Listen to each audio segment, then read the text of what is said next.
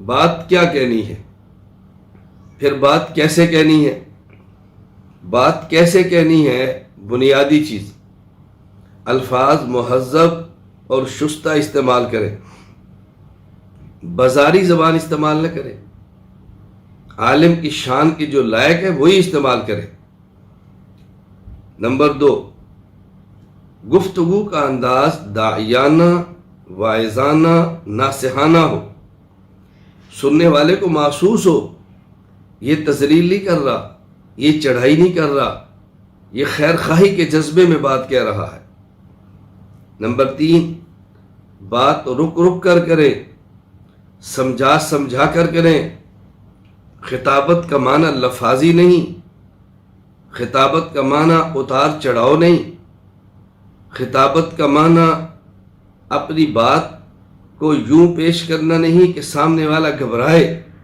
رک رک کر، ٹھہر ٹھہر کر بات کرو، سمجھاؤ بات۔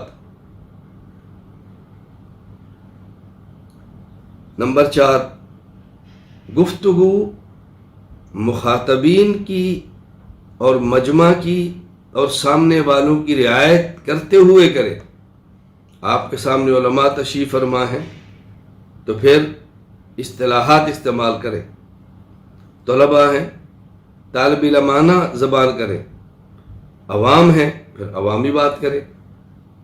میں ایک بات عرض کیا کرتا ہوں طلباء کرام سے کہ آپ نے 2 باتوں کا خیال کرنا ہے۔